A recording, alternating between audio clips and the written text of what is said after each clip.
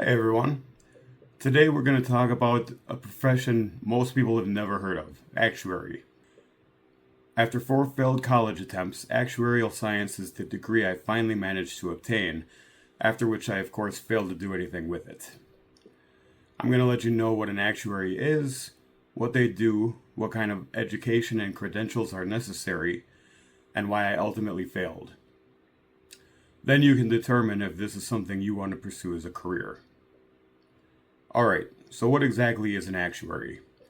In simple terms, it's someone who analyzes risk. Think of it like this. Every company, especially insurance companies, needs to figure out how much risk they're taking on. For example, if you get car insurance, the company wants to know how likely you are to crash your car into a wild turkey or a billboard, whatever. Actuaries use math, statistics, and data analysis to make these kinds of predictions so the company knows how much to charge you. So what does a typical day look like for an actuary? Well, there's a lot of data analysis, a lot of spreadsheets, massive, glorious spreadsheets as far as the eye can see. You also build models, statistical and financial models to figure out trends and predict future events. Meetings and reports explaining complex math to executives and other lay people. Programming and automation, writing code in Python, R, to analyze data and scale back the soul-crushing repetition. And regulatory compliance, making sure your reports and models meet industry standards and legal requirements. If any of that sounds interesting to you, you might be wondering, what kind of education do you need to become an actuary?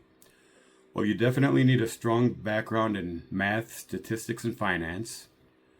Most degrees are going to be bachelor's degrees in actuarial science, obviously, math, statistics, economics, financing, or even data science or engineering. Some overachievers even get a master's degree in financial math or a related field, but come on, buddy, that's just overkill. Like any job, experience makes a big difference. You definitely want to pursue an internship. You're going to need good programming skills. I already mentioned Python, R, also SQL, Excel. Automation is becoming increasingly important, so it's going to be necessary to have those mastered. Financial modeling and risk analysis, if you understand pricing strategies and forecasting techniques, you'll definitely be at an advantage. But you're also going to need soft skills. You're not just working with numbers all day. You have to also interact with actual human people sometimes. Being able to communicate complex findings in a simple way is going to be a necessity. But here's where things get brutal. Becoming a fully certified actuary requires passing a series of soul-annihilating professional exams. Depending on where you live, these certifications are handled by different organizations. For instance, in the US, we have the SOA, or Society of Actuaries, for life insurance, health insurance, pensions, and finance. We also have the CAS, Casualty Actuarial Society, for property and casualty insurance, like auto, home, and liability. Each exam requires a ton of studying and preparation to pass, probably over 100 hours each. It can take years to pass all of them, and failure rates are pretty high. So with all those hurdles in the way, why would you want to be an actuary? Well, they have great job security. They're always in demand, especially in insurance and finance. They make a ton of money, especially once you've passed your exams. The schedules are generally pretty stable without tons of overtime, except maybe at certain times of the year. It's a good intellectual challenge if you love solving complex problems. The career is definitely going to keep you engaged. And there's also a lot of diversity in your career path. A lot of them work in insurance or consulting, but there's also jobs in finance, data science, and even government. Finally, where did it all go wrong for me? Well, ADHD and depression are the most likely culprits as usual. I had a pretty strong start. I'm somewhat naturally proficient in math and problem solving.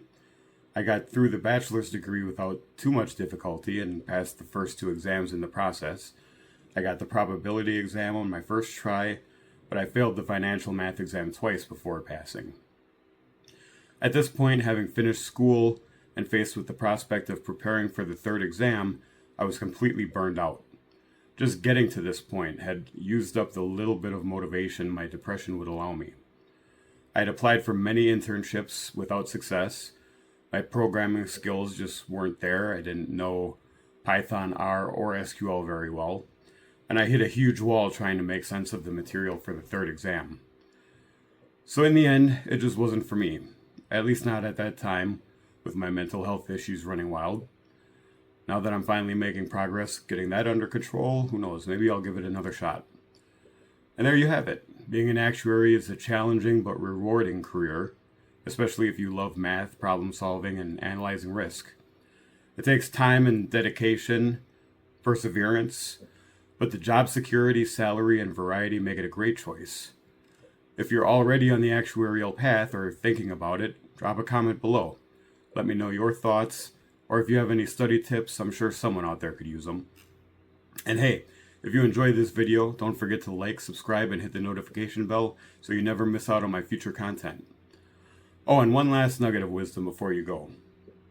Even the most low-down, good-for-nothing, snake-in-the-grass, backstabbing, two-faced, shady, sleazy scalawag or scoundrel has the capacity to bring a smile to your face. After you've pushed him down the stairs,